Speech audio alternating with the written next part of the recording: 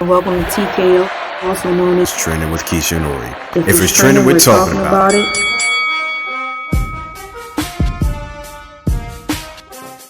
What's up, everybody? Welcome back to the TKO podcast. This is Orrie. Keish, what's going on, Keish? No, what's up, Orrie? Just trying to get through this crazy football season. Hopefully my squad make the playoff, you know what I mean? Yeah, this season reminds me of a podcast we did previously where you posed the question. I think it was last season or 2 seasons ago. You posed the question, which top athlete in Philadelphia had the most pressure on them, right? It was between Bryce Harper, Carson Wentz, and Ben Simmons or Embiid. And you strongly went with the Sixers. And what did I tell you? I said that the player in this city with the most pressure was Carson Wentz, and I wasn't so sure he would be able to handle it. So people can go back and check that episode out. But Orrie, what's up with the Eagles? Carson Wentz is not handling that pressure. Man, my boy is just struggling, man. He's struggling. I don't know what's going on with him, but I have faith that he's going to get better. Yeah, a lot of turnovers. Obviously, the team is banged up and whatnot. And as of this recording episode, they're still in first place, so there's still a chance for him to improve his season and whatnot. So we'll see what happens. I don't even understand why you just brought that first place up. They are calling us the NFC LEast. Come on, Orrie. But I heard that you and some of your fellow, are they Eagles fans? So some of your comrades, you guys had some opinions about the Eagles. Yeah, we sure did. Yo, check this out. Had some of the friends of the podcast they want to get on. They want to get into the TKO podcast, or they want to talk about Carson Wentz to the Eagles. Here it is. Got a couple of friends of the show, a couple of my boys. And they have been having a lot to say. They want to get on this podcast. They want to share their opinions and whatnot. So, everybody, America, welcome, Derek and Ahmad. What's going on? What's going on, Orrie? How you doing, brother? Oh, I'm glad I can finally make it on this show. You've been talking a lot of junk, obviously off this show, but I'm glad I got a lot to say today. Oh, shit. Derek's always got a lot to say. That's the thing, though. Don't he? Derek always. Oh, always. Derek always talking. I like to keep y'all entertained, you know what I mean, and make you smile doing it. But y'all are just some passionate people, and I never seen nothing like this. I'm from North Carolina, so it's a little different, but I'm getting used to it. But you know what? With what's been happening this season, it's just every week feels like it's the same thing happening over and over again. And even the losses, and even the wins, they haven't even felt good at all because they're winning against horrible teams. Correct. And it always comes down to the wire. Like, there hasn't been one comfortable Eagles win this year. It's just been bad, bad, bad. Right. So let's get into this Eagles 2020 season. As Ahmad so eloquently stated, it's been bad, bad, bad. Actually, before we start, I think I'm more of a realistic fan, and I'm going to tell you why. Just hear this out. I think I'm more realistic. I'm going to tell you why. Because I think the norm is to be over the top, be angry. I was listening to the radio all day, all morning, afternoon, and we have a right to be angry. Like, the Giants kicked our butts. It wasn't anything close. It wasn't like, no, they beat us down. In fact, I texted our coworkers who are Giants fans. I will not name them in this podcast, but I texted them and I said, yo, y'all beat our ass. Straight up. Y'all beat our ass. So that's the kind of fan I am. I'm like, yo, I can admit when we are bad, when we lose. I'm not going to sugarcoat it, but I don't go over the top. For an example, when people were talking about if Evan Engelman caught that pass, y'all would have lost. But nobody says, yeah, but the Eagles had 8 possessions in the red zone and they only got 2. If they had cashed in on 4, we would have won. So my point is this: everybody has an if, and everybody act like their if is so much more greater than my if. That's the thing. We can if it all day long. If this, if that, if that. So that's why I don't even go with no ifs. I hate ifs. Ifs don't even matter. If an if was a fifth, we'd be drunk. Ain't that the rule? So that's why I'm like all that stuff. Like, oh, if this, if that. That's where I feel like I'm different, and people say that as optimistic because I'm just like, it doesn't matter. I like to look at what happened, the facts, and just leave it at that. But I'm very realistic. I mean, you have not heard me one at all this season say the Eagles were good. You hear me, man? All said they were good. You this said they was season. going to win the division, which I still did, is and they possible. weren't. Are they not? Still Honestly, possible. that doesn't mean they're good this year. Yeah, which still is possible. Yeah, I still believe that, but my confidence level is like at 90. It's down to like 60. If they lose next week, it's gonna keep going down and down and down. The thing is, I mean, obviously we in Philly, we gotta watch the Philly. Well, for me, gotta watch the Philly games. But when you see this consistency of bad play each week, going on and on and on, don't you think that? Would you like to make some kind of change or maybe run the ball a little more? I mean, how many games have Miles Sanders ran over, had 20 plus carries in his career? Probably none. And that's honestly, that's the most infuriating thing about them. It's like, honestly, obviously I have a problem with them being bad. That's fine as a normal sports fan. But I was saying earlier in the day, what drives me nuts is that you don't see any sort of adjustment ever from them. It's always the same thing that's scripted over and over again. There's no creativity. They don't play to their strengths at all, which I'm not even sure what their strengths would be this year, but it doesn't seem like they're doing anything right. They don't pass well. They don't run well. They don't really defend well either, and it drives me nuts. And listen, I don't have a problem with them having a bad season. That's fine. That's going to come with every franchise. Sure. But show me something. You got to show me that you're trying to change something to at least address the problem. And it's that stubbornness. That's what makes me mad. It's not even the poor play. It's just kind of like they're accepting what they are, and what they are just isn't good. And, if it means benching Wentz, which I know when they say they never give it a thought, I truly believe that. And that's sad to me because, maybe in any other team, or we could bring up Derek's Patriots for a second, even Brady, as good as he is, if he was playing like that, Belichick would bench him. He would. Because this is what they do. Or you're giving me that look. I'm not saying to bench him for the rest of the season. I'm not saying bench him for a whole game. But you got to send the message home that there needs to be accountability from the top to the bottom. And whether he likes it or not, he's the leader of that team. And if they're showing that, he can just get away with whatever he's been doing all year, that's just what's going to happen. I feel like he's just getting away with murder. It's crazy. If number 5 was back there, will he be benched? McNabb? Yes. Oh my God. 100%. And he did. He did get benched. He got benched in the Baltimore game. The second half, he got benched. And then Kevin Cobb threw that pick. Eric Reed. Maybe it wasn't the best decision, but it's just it's a good sign, and it's a sign of leadership from the coaches that, hey, we expect you to be playing at a certain level, and the way that he plays just hurts the team. I think he's an incredibly talented quarterback, and we've seen that, but that was a few seasons ago. He's got a cannon of an arm. He can move around, but I feel like he just never looks comfortable, even though he says he's confident as all hell.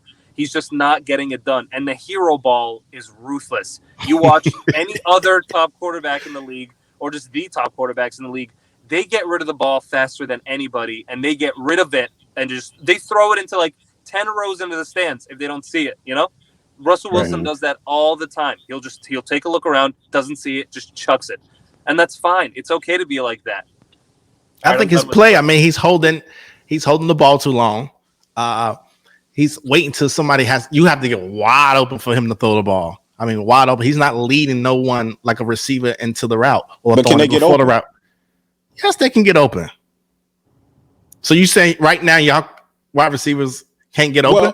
That's a whole other I think that's part of the problem. I think that's it. He's waiting for these guys because they're not beating guys. He's waiting for them to get wide open, lead them to that. No. Well, here's the thing. But see, here's the thing. What about last year when he was missing those throws? But hang on. Yeah, obviously his inaccuracy. He hasn't been accurate. But hang on. So when he does, he will play hero ball a lot, and he gives his guys a chance a lot. And if people who have a problem with that, it's like, why would you do that? Why would you throw that? Those throws in that Dallas game, that was a play where he's trying to say, you know what? I trust you. Go ahead and make the play. Yeah. So it's like he does do the things that we're saying he should do. It's just that it's just not working out. Maybe the guys aren't there yet. Maybe they aren't good enough. It's been a lot of injuries. The offensive line has been terrible. I mean, I just don't think it's a Carson Wentz problem only. You know? It's not. You can't put the full blame on him. You have to realize and look at the talent around him too, and it's definitely not up to par with what the other guys get. You know? Here's the one thing about the Eagles since this Doug Peterson, Carson Wentz era came in, is that every time we think this team is dead and they're buried, they always find a way to come back. Yeah. So that is still a possibility because right now it's bad, right? Just like I was there in Miami when they lost to Miami last year, and y'all was like, "Oh, you went all the way down there for that?" Y'all was laughing at me, and y'all was like, "It's over, right?" Yes. Remember how did y'all? Yeah. How did we feel after Miami? You said it was over. There was no way. Well, I didn't feel no way. I felt happy. Not you. But I said there was no way because they went down there against. At that point, Miami was one of the worst teams in the league, and credit to them. They've really turned it around in one season. Big time. Flores, yeah. They look good. But it was a shocker. But anyways, last year they were just all right. Philly has to win this game, and they went down there and then they lost. I'm like, I don't see them coming back, but yeah, they stepped up and did it. But you know what? There's that vintage Orrie optimism again. We just said they're going to win. It's not optimism. We're lucky to go 1-4 the next 5 games, and Orrie's sitting here saying you never know. No. But how they came up and just shocked us. But they're going to go 4-11-1 and still make the playoffs. That's a possibility. And I told you that at the beginning of the year. I said y'all always fighting for a playoff spot late in the season. It's been going for the last 3 years. But that's the point. But that I'm going by history. That's what I'm saying. That's who they are. So when somebody shows you who they are, accept it. I appreciate y'all stepping up to the podcast, giving your opinion. Sir. I appreciate your conversation. We're definitely going to do this again. And any last thoughts? Any last words, Derek? If you didn't know, I switched the hat for y'all just to. Oh yeah, city. Nice. Appreciate you having me, man. We got to talk some NBA. We got to talk some other things because if you didn't know, today at noon was the start of trades and free agency and things like that. So it should be a lot of moves, and obviously the Sixers need some. All right, Ahmad. Go Eagles. I appreciate that. I'm gonna tell everybody out there he won't be like this Sunday. All right, everybody. Some stuff. All right, everybody. Thanks for watching. We'll check y'all out. Peace. Appreciate it, Orrie. What's up, everybody? Once again, I have another friend of the podcast, and this dude been wanting to get at me for years. Me and my brother here. This is one of my brothers. Me and him been going at it for years. He calls me the greatest Philadelphia fan in the world. He says, Orrie Hicks, there's no better, bigger fan than you. Welcome to the show. Welcome to the podcast, Mr. Mark.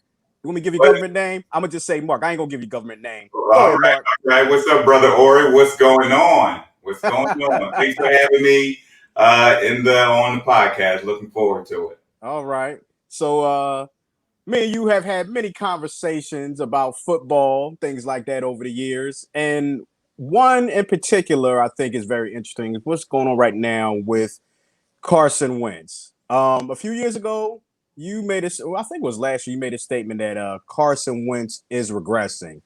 And obviously there has been some truth to that this year. A lot of national analysts are saying the same thing. But I want to ask you this question, Mark. Will Carson Wentz get better? What say you? Will he get better? That's a tough question. I would say off of past seasons, he has shown that as the season goes, he gets better.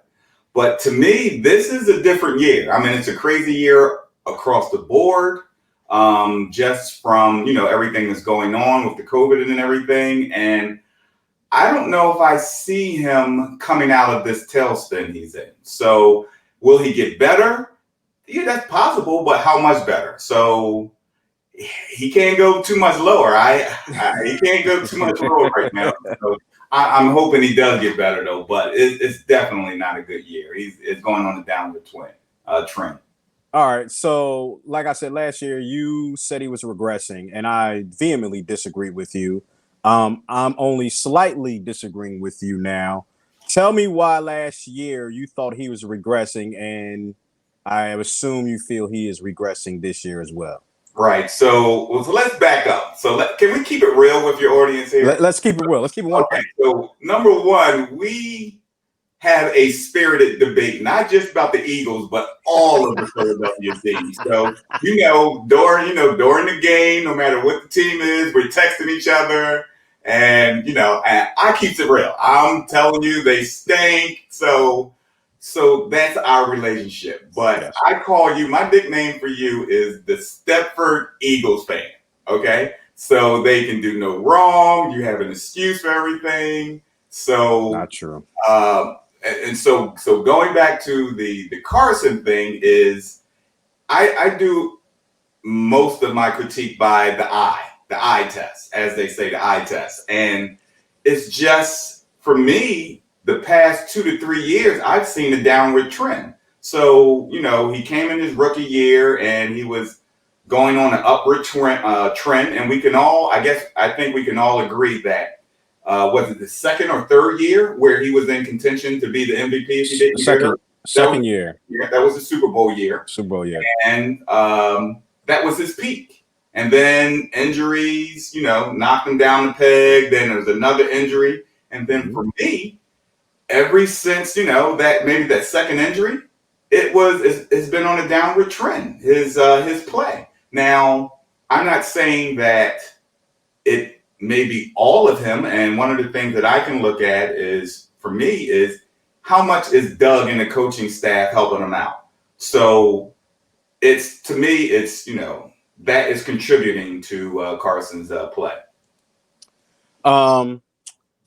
So where do you hold? I'm glad you brought up Doug Peterson, but where do you hold the players around him contributing to his what you call regression? Is it him separated from that, meaning that no matter what players were on the field, he would regress? Or do you think, as my contention is, that a lot of that has to do with the players around him? For me, to a certain point. So I think everybody has a role to play, and the role you play will I guess add up to how many wins and losses you have. So if you don't have talent, you're not going to win a lot of games. But my thing is, I'm critiquing Wentz on what he does. So if he hits the open man and they drop the ball, then it's not on Wentz. But if Wentz throws an interception, and then it's going to be, okay, did he throw a bad interception, or did the receiver run the wrong route? Those are the things that I ask myself before I put the blame solely on Wentz. But particularly this year, the interceptions that he's thrown has just been terrible. And so it's at a certain point, you can't blame the talent. You look at the interceptions, it's blatantly over the receiver's head. He's missing people. So those are all the things that I look at and say, he's just not playing well. And so, again, you do have to look at the line. And so in terms of, is he holding the ball? Does he adjust? So there's situations where, hey, if your line is not blocking well, why are you holding the ball so long? And then you and I talked about the game the other day where it looked like he was ordering a sandwich in the backfield, ordering a sandwich, waiting to get hit. Those are the things I look at, and it's not smart play. So that doesn't have anything to do with the people around him. If I have to give a percentage, I'm saying it's 70 Wentz, 30 play calling, on Doug and the coaching, 70-30. Okay. So, that's just the way I see it. That's the way I see it. The way I see it. So just want to reiterate, we want to wrap this up, and I just want to reiterate. You have the Eagles finishing at 5-10-1. That is what you're saying on this podcast. The whole world's going to know. They're going to come after you. Listen, I'm feeling good because you finally invited me on your podcast. I want to leave with optimistic view. So I'm going to give Eagles 6 wins, okay? I'm going to give them 6 wins. All right? I'm going to give them 6 wins, and I want to leave your podcast on a good note. I don't want to be known as Grouchy Mark, all right? On this podcast, okay? Grouchy Mark. Yeah, that's right. 6 wins for the Eagles. That's my 6 wins. Okay. All All right, everybody. Well, you heard it from my boy Mark. He has the Eagles at 6 wins. Mark, you must definitely come back. Mark, thanks for joining the podcast. Not a problem. My pleasure. All right. All right. So there you have it. We chopped it up. We talked about it. So, again, everybody, thank you again for watching TKO Podcast. I'm Orrie. That's Keish. Keish, what you want to say? That you Eagles fans need to do some serious soul searching. You really do. Now, I'm not saying it should all be blamed on Carson. I don't even know if it's Peterson.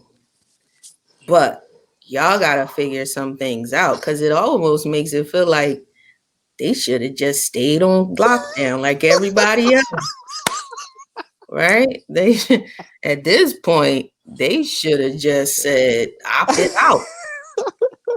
Because it's not looking good, bro. But I hear y'all know, you know, a lot of y'all talking about, once you're in the playoffs, it's a whole new season with the same old players. That's right. The same old quarterback.